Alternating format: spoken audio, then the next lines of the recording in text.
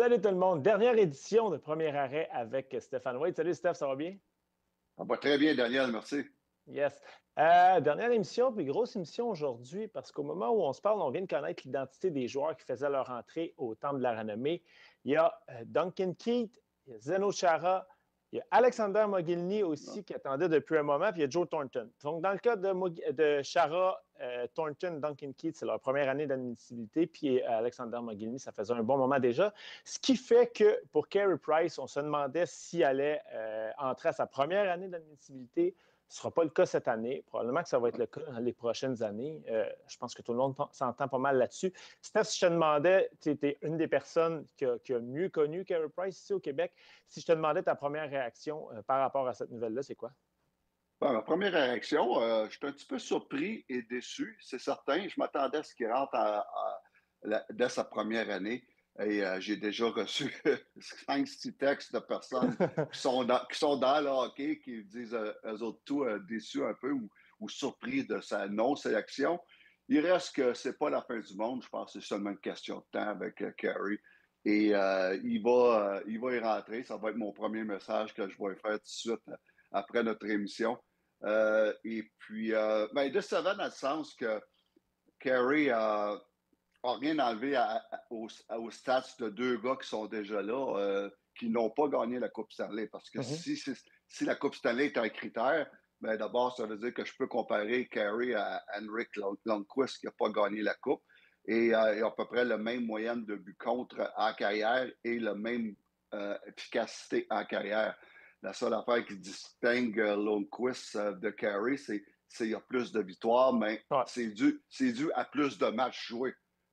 Carey a été très affligé par les blessures. Donc, ça explique la différence de partie entre Lundqvist. Et la même chose pour Roberto Luongo. Luongo qui a les mêmes statistiques que Lundqvist et Carey en carrière, exactement les mêmes au niveau des moyennes de but contre et de l'efficacité. Et Roberto, la même chose que Lundqvist. La seule affaire qu'il y a de plus puis de Carey, il a joué beaucoup plus de matchs dans sa carrière que Carey. Encore une fois, Roberto a été épargné par les blessures, Ouais. contrairement à Carey. Mais Carey, pour moi, pourquoi il devrait être là? Écoute, il a été pendant pratiquement 8 ans, les 8 années que j'étais avec, il a été élu pas par nous, les journalistes, et pas par les entraîneurs, par les joueurs, le meilleur Ouais. gardien de but de la Ligue nationale. Plus bel C'est, honneur que tu c'est, peux pas avoir, ça. c'est le plus bel honneur que tu peux pas avoir. Et je me rappelle pas d'un gardien de but qui a eu ce titre-là par les joueurs pendant 8 ans en ligne. Et ça, c'est spécial. Autre chose, Carey, mais écoute, il a gagné ce que moi j'appelle la triple couronne, là, au niveau de gagner l'or au championnat du monde junior, a gagné l'or aux Olympiques, on a gagné l'or à la Coupe du monde Ouais. présentée à Toronto en 2016. Donc, Carey a prouvé qu'à toutes les fois qu'il jouait pour une bonne équipe, il pouvait Mhm. être le meilleur dans une bonne équipe. Et autre chose, écoute, j'ai eu l'honneur de coacher Carey. Carey, là, faut pas oublier Combien de qu'il est saisons, Steph, tu l'as eu avec toi? 8 ans. 8 ans 8 en ans. ligne. Les 8. Ouais, 8 ans. Et les 8 saisons, écoute, qu'est-ce qui faisait que Carey Price était spécial? C'est qu'il ne faut pas se le cacher. On a eu des équipes ordinaires là, Oui. pendant les 8 saisons que j'étais avec Il a le Canadien. remonté la valeur du Canadien, lui tout seul, là. Ben, il a souvent faussé les données C'est sur, les, exactement. sur comment on voyait notre équipe. Et à cause de Carey Price, je peux te dire une affaire, Dan, c'est qu'à chaque match, que ce soit dans la saison régulière ou en séries éliminatoires, on savait qu'on avait une chance de gagner à cause de Carey Price. Et ça faisait que cette équipe-là avait encore beaucoup plus de confiance, était meilleure qu'elle l'était en réalité. Et Carey a rendu ça possible, a rendu cette équipe-là meilleure. Et comme je te dis, à toutes les fois qu'on commençait un match, on savait que nos chances de gagner étaient bonnes parce qu'on avait Carey Price, peu importe qui qu'on affrontait. Tu sais, quand on parle de. Moi, le premier mot qui me vient en tête quand je pense à Carey Price, là, c'est talent. C'est talentueux. Tu sais, un talent né comme ça, là, tu Ouais. sais, il y a des gardiens qui sont. Il faut qu'ils soient plus combatifs, faut qu'ils soient. Lui, il a le talent, il débordait par les oreilles. Ça se traduit, tu voyais ça comment? Un gardien qui est talentueux comme ça, là, tu sais, qui a un talent inné comme ça se traduit, c'est quoi? C'est côté technique, c'était quasi parfait. Ça veut dire quoi être un gardien de but talentueux à ce point-là, dans la meilleure ligue au monde?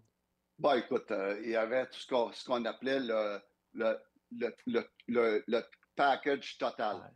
Ouais. Et le package total, c'est, écoute, le gars était très talentueux. Il avait un instinct de gardien de but hors de l'ordinaire. Euh, c'était un gars qui était très, très, très soucieux des petits détails. C'est un gars OK. qui détestait perdre. C'est un gars que je n'ai jamais eu à y répéter deux fois quand il faisait une erreur. Aussitôt qu'on amenait une correction ou un ajustement, tout de suite, il était capable de l'appliquer. Ça, c'est Tu le voyais dans impressionnant. la game le soir ou le lendemain. Ouais, puis le lendemain, on le réglait le problème. Et c'est un gars qui était aussi surtout à l'aise de changer bien des affaires quand je suis arrivé avec le Canadien. On a changé beaucoup de choses. Sa façon de jouer les 2 contre 1, sa façon de jouer les lancers voilés. Mais surtout, la chose qu'on a changé le plus, c'est sa préparation de match. Mais ça, c'est intéressant. Puis, Et- je te coupe parce que oui, je checkais les. Je me suis souvenu, tu sais, Carey Price n'était pas encore arrivé, puis je vais tout le temps me rappeler d'un point de presse où est-ce qu'il disait qu'il y avait eu une fin de saison assez difficile. Ce moment est bonne, s'était fait sortir en 5, je pense, c'était contre les Sénateurs. Puis, tu ouais, sais, déjà que c'était pas un gars qui était très à l'aise dans le public, tout ça. Puis, il avait dit il y avait même de la misère à faire son épicerie. Puis, corrige-moi si je me trompe, tout est arrivé l'automne suivant. Ça c'est a été ça. ta première année. Qu'est-ce que tu as. Puis, tout de suite, là, 927 cette année-là. Pourcentage Ouais, d'efficacité, là, il a claqué des doigts, puis c'était plus le même gardien. Qu'est-ce que tu as fait pour que. Puis parce qu'il était ouais, talentueux avant que tu arrives, là, on s'entend, mais qu'est-ce que tu as fait ouais, pour que ce talent-là devienne serve?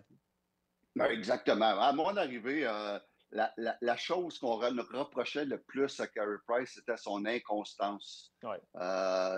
Et ça, c'est depuis le début de sa carrière. Et ça, c'est le pire défaut d'un gardien de but numéro 1 dans la Ligue nationale, l'inconstance. Et c'est la première chose qu'on s'est attaqué. Pour moi, l'inconstance vient avec la préparation de match. Donc, on a préparé, à un moment donné, je demande à Carey, parle-moi de ta préparation de match. Et il me regardait avec un gros point d'interrogation dans les yeux, en voulant dire, je me C'est présente à pas. l'aréna, puis je joue. Et puis, c'est là qu'on a commencé à construire une routine de travail, une routine de séance vidéo, une routine de hors-glace, dans son entraînement hors-glace, une routine de pratique, une routine de réchauffement, une, euh, une, une routine où on étudiait l'adversaire ensemble, ou une routine où il s'est mis à mieux tout faire pour prendre soin plus de lui au niveau de la nutrition, au niveau des traitements préventifs. Tout ça fait partie de la préparation de match. Et moi, j'ai fait réaliser une chose, c'est que ta préparation de match, tu commences à te préparer pour un match le lendemain du dernier match.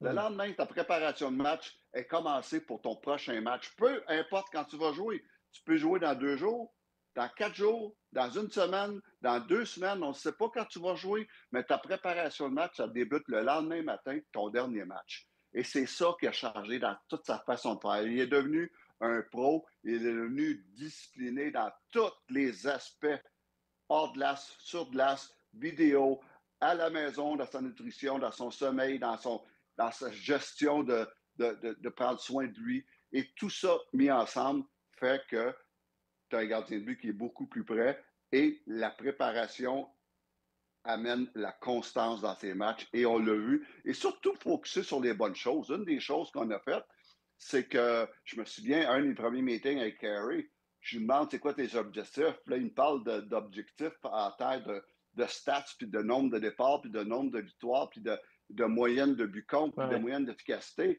Et c'est la dernière fois qu'on a parlé de statistiques ensemble parce que j'ai dit que je ne voulais rien savoir de ces stats. Je ne voulais rien savoir, que même moi, je ne regardais pas, puis c'est vrai. Je me disais, Ah ouais, OK. on va se concentrer sur une affaire. Au lieu de jouer pour des stats, tu vas jouer pour arrêter le prochain rondelle que tu vas avoir. Les stats vont venir avec. Les stats vont venir tout seuls, sans que tu te concentres sur des stats. Et on a focusé sur les bonnes choses. Tout ça pour dire que Carey a embarqué dans le plan à l'instant. J'arrivais à Montréal avec 2 Coupes Stanley. Donc, Carey Carey, il m'a dit la première chose, il dit, moi, je suis avec toi, Steph, parce que tu as remporté 2 choses que je n'ai pas réussi à faire encore, la Coupe Stanley. Mais il a embarqué dans le plan et c'est pour ça que j'ai eu une relation incroyable avec, parce qu'on était sur la même longueur d'onde de A à Z.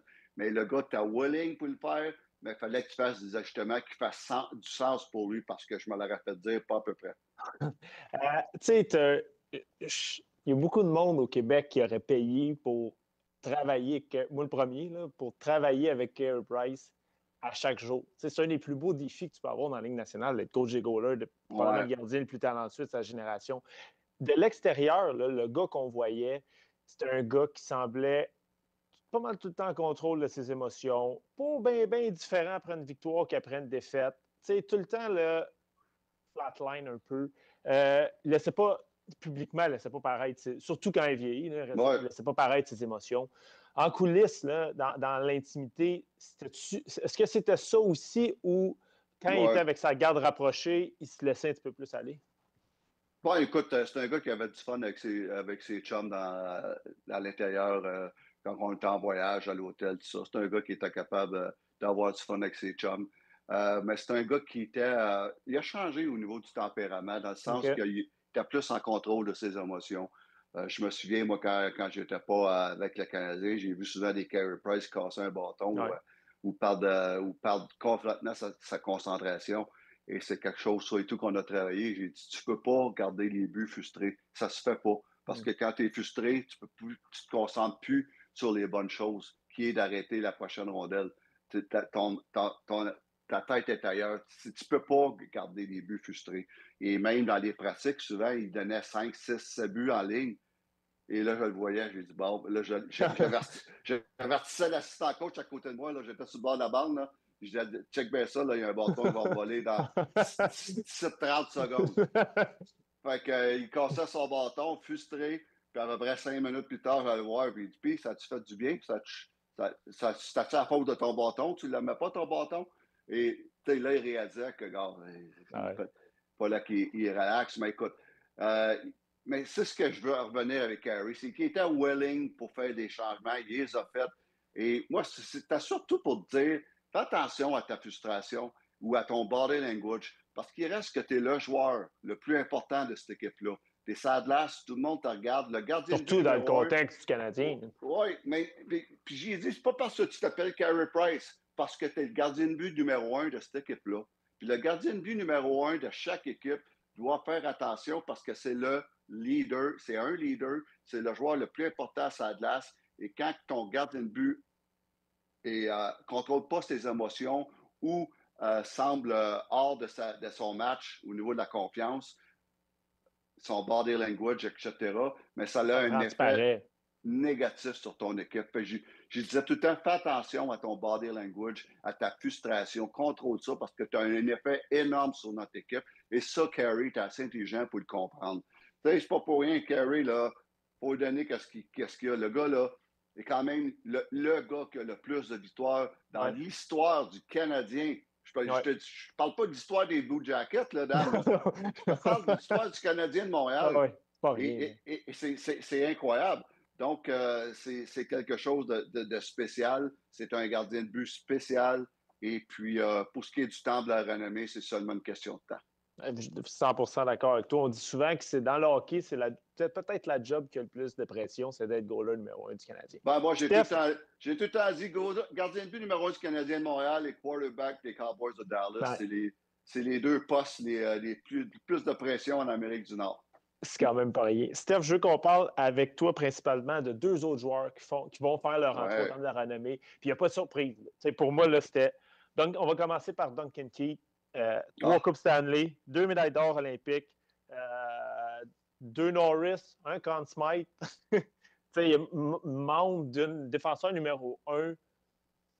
Dans les 15 dernières années, la machine des Blackhawks, début, milieu des années 2010, pour moi, c'est probablement l'équipe qui était la plus fun à regarder jouer. C'est-tu le meilleur défenseur que tu as eu dans ton... Tu t'occupais pas de lui, là, mais c'est-tu le meilleur défenseur que tu as eu dans ton équipe dans la Ligue nationale, Duncan Keith? Probablement. Là, je regardais, c'est dur. Oui, c'est le meilleur. Lui et Shea Weber, c'est les deux meilleurs. Oui, Shea Weber, oui. C'est les deux meilleurs avec qui que j'ai fait partie d'une équipe. Et puis, Duncan Keith, écoute, il est arrivé pratiquement dans les mêmes années que moi, j'étais avec les Hawks. Ouais. Donc, j'ai été là 10 ans. Dunk était là, je pense, 13 ans avec les Hawks. Euh, Toute une carrière. Moi, Duncan Keith, c'est pas le meilleur défenseur au niveau de... Pas le meilleur lancé. C'est un passeur, c'est un très bon passeur. C'était pas le meilleur passeur, mais quel patineur. C'est Quel incroyable. patineur. Un patineur incroyable. Et Duncan Keith, quasiment chaque année, lui gagnait. On avait un prix qui était remis à la fin du camp d'entraînement pour celui qui arrivait le plus en forme au camp d'entraînement, avec tous les tests physiques et tout ce qu'on OK. faisait. Mais on avait un prix de joueur le plus en forme, mais c'était Ah, ouais. quasiment tout le temps lui Ah et ouais. qu'il gagnait. Et puis, donc c'était le genre de gars qu'il pouvait jouer 30 minutes, ça paraissait pas. Ça paraissait pas, veut dire, lui, là, jouer 15 minutes ou 30 minutes, pour lui, il n'y avait pas de différence. Mais Et en c'est série, sûr. Steph, dans sa carrière, je Oui, t'arrête une seconde. En oui, série, dans sa carrière, en moyenne, il jouait 25 minutes par match. En ouais, moyenne. exact. Ouais, exact, exact. Puis ça paraissait même pas. Pour lui, c'était pas un trouble. Comme je te disais, c'est un des défenseurs, ben, il veut dire, preuve à l'appui, qui gagnait le fameux prix à chaque année du joueur le plus en forme des Hawks quand que la saison commençait. Et il était un patineur incroyable, avec un cardio incroyable. Mais c'est un très, très, très, très bon passeur. C'est lui qui feedait Ouais. en parenthèse les Marianne Ossa, les Patrick Kane, les Patrick Sharp et les Taves. C'est lui qui Quelle les. équipe. C'est incroyable. C'est lui qui les nourrissait de passes, de très belles passes. C'était tout le temps, Duncan était un petit peu en dessous du radar tout le temps, après les Kane, Taves, Ossa. Mais il a été le meilleur défenseur de l'une des meilleures équipes dans les 20 dernières années. Ça perd avec Brent Seabrook. Là. Tu sais, je veux dire, n'importe quel coach rêverait de ça. Tu as un Ah, gros défenseur droitier, plus stay ouais, at home. Tu as le défenseur gaucher qui patine comme le vent, puis tu as ces deux gars-là 25 minutes à la glace. Pour Crawford, puis tu as peut-être Uniemi aussi, tu as ouais, eu ouais, Crawford ouais, à la fin. Là. ouais. Ça te part bien une équipe là, quand Bon, tu as ce écoute, paire-là. c'était tout un duo là, qui formait avec Keith Seabrook, puis ils se complétaient tellement bien parce que c'était deux défenseurs tellement différents. Il y en a un qui était beaucoup plus physique. Seabrook avait un meilleur lancer, euh, tandis que Duncan, c'était un meilleur patineur et un meilleur passeur. Donc, ils se complétaient tellement bien. C'était tout un duo. Écoute, Dunk était un des meilleurs défenseurs de son époque. Ouais. Je me souviens quand il est arrivé, il aimait beaucoup regarder et, un défenseur qui était le meilleur de son époque, Nicholas Lidstrom, Mm-hmm. qui était incroyable, contre qui on jouait beaucoup les Hawks dans ce temps-là. Les Red Wings, c'était dans notre division. Donc, on jouait 8 matchs contre les Red Wings par année dans ce Oh boy. temps-là. Et il disait ça, que son idole, le joueur qu'il aimait regarder, c'était Nick Lidstrom. Donc, tu n'as pas C'est un un bon méchant modèle. modèle, un très bon modèle. Ouais. Défenseur complètement différent. Peut-être le joueur le plus intimidant de sa génération, Zdeno Chara. Euh, Lui, tu l'as jamais eu dans ton équipe, mais je pense que tu l'as affronté assez pour t'en rappeler. Assez souvent. T'sais, Ah ouais. dans la chambre, là, affronter Zdeno Chara, là, je veux dire, t'as le gars, tu sais, la gear que certains gars ont dans leur tête pour être méchant, puis tu sais, de ne pas avoir peur de donner des gros cross-checks, mais ça, mais un gars qui bougeait très bien pour un gars de 6 pieds 9, le meilleur frappé de la Ligue nationale. Ça doit être intimidant pour, dans une chambre adverse, d'affronter. Puis tu l'as dit, dans ces années-là, les Canadiens affrontaient les Bruins 8 fois par année. Ça a diminué un peu là, mais Oui, affronter oui, ce gars-là 2 fois oui. par mois, là, c'est pas un cadeau. Non, oui, mais hey, Chara, premièrement, 6 et 9, c'était quelque chose. Là. 6 pieds 9, c'est long. Et le gars, il faut lui donner crédit. Quand il est arrivé en Amérique du Nord, dans la Ligue américaine, il a beaucoup crié de lui. Quand il a commencé sa première année dans la Ligue nationale, 25 matchs avec les Islanders de New York, encore là, ça allait vite pour lui. Ça allait même trop vite pour lui. Le gars, il était trop grand pour sa coordination. Ouais. Puis, mais ça a pris du temps avant qu'il devienne un défenseur élite. Après 4 saisons avec les Islanders, on l'a échangé au Sénateur et c'est là qu'il est devenu Ouais. un très bon joueur. Et après ça, quand il est parti avec les Browns, là où il a eu les meilleurs moments de sa carrière, c'est là qu'il est devenu un joueur élite, l'un des meilleurs, doublé d'un gars robuste, un gars qui jouait sur l'avantage numérique, un gars qui avait tout à lancer et un leader.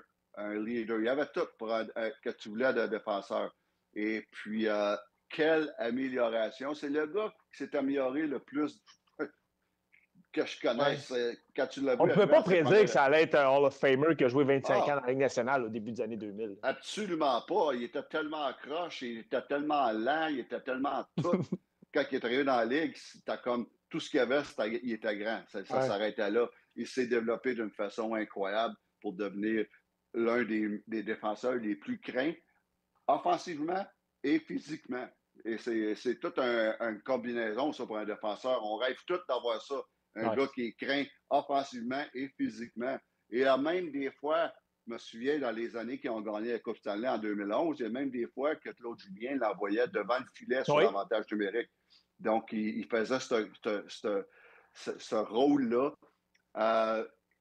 Écoute, Un paquet de troubles, ça, pour comment Carey gérait. Tu bon, dis ça à des défenseurs que tu veux parce qu'il n'y a pas tout le monde là, qui va aller se mettre, qui va se mettre devant le shot? Là? Dans ces années-là, je n'étais pas avec le Canadien. Dans ces années-là, quand il allait là, j'étais avec les Hawks. C'est arrivé une couple de fois que contre les Hawks, il était sur l'avantage numérique devant le filet. Moi, c'était pas compliqué. Tu le laisses là, puis tu ne l'achales pas. Tout ce qu'on voulait, c'est pas engager de bataille contre lui pour faire ce qu'on appelle un double screen.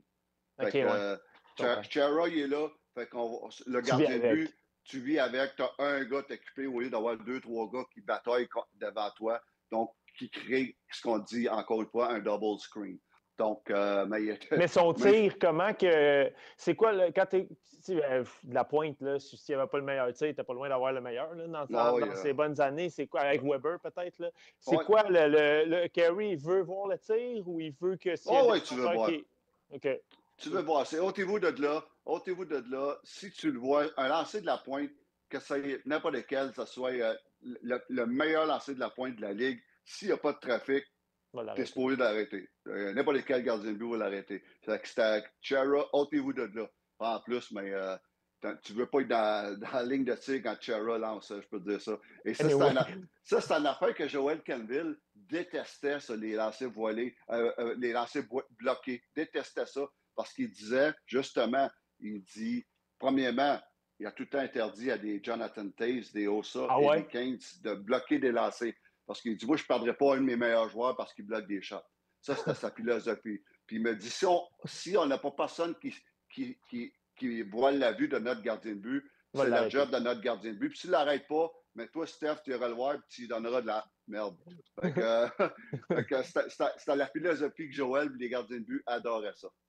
Parfait. Hey Steph, c'est ce qui conclut notre. je vais peut-être te demander un dernier mot avant qu'on se laisse sur Daniel Sauvageau, qui va faire son entrée au Temple de la Renommée aussi. Tu sais, quand on parle de hockey féminin au Québec, au Canada même, il y a les Marie-Philippe Poulin, il y a les Caroline Ouellette, mais un des premiers visages qui nous vient en tête, puis je suis même convaincu qu'il y en a plusieurs qui pensaient qu'elle était déjà au Temple. Elle va faire son entrée cette année. Peut-être un petit mot en terminant sur sa carrière, son parcours, puis une réaction. Bravo à notre collègue Daniel qui travaille avec nous à RDS et puis qui est encore actif comme gérant général de la Victoire de Montréal. Écoute, c'est une pionnière. Hein? C'est le mot, c'est une pionnière. Quand le hockey féminin avait zéro visibilité, mais elle a travaillé beaucoup dans l'ombre pour former des joueuses. Elle est devenue l'entraîneur de l'équipe canadienne qui ont gagné quelques médailles d'or. Donc, c'est une pionnière. C'est une des premières. Et puis, elle va être tout le temps reconnue comme une des premières. Et là, mais elle va être reconnue encore à un autre niveau. C'est mérité pour Daniel. Puis c'est bien le fun. C'est bien le fun pour elle, en plus. Mais un autre Québécois ou Québécoise au Temple de la Renommée. Donc, félicitations à Daniel. Parfait, Steph. Merci beaucoup. C'est la dernière fois qu'on se parlait pour cette année. Merci beaucoup d'avoir pris le temps. En tout cas, j'espère que moi, je sais que j'ai appris beaucoup à t'entendre parler de goaler à chaque semaine. Il y a bien des affaires que je ne savais pas. J'ai beaucoup aimé aussi quand tu nous parlais des coulisses, des discussions que tu as eues comme aujourd'hui avec Carey Price ou avec les autres gardiens que tu as eus. Fait que merci beaucoup d'avoir pris le temps de nous jaser depuis 2-3 mois déjà. C'était bien fun. C'était une belle expérience. Puis j'espère qu'on va renouveler. Fait que merci beaucoup. Bon été à toi et à tout le monde. Merci beaucoup. All right, salut Steph. Bye bye.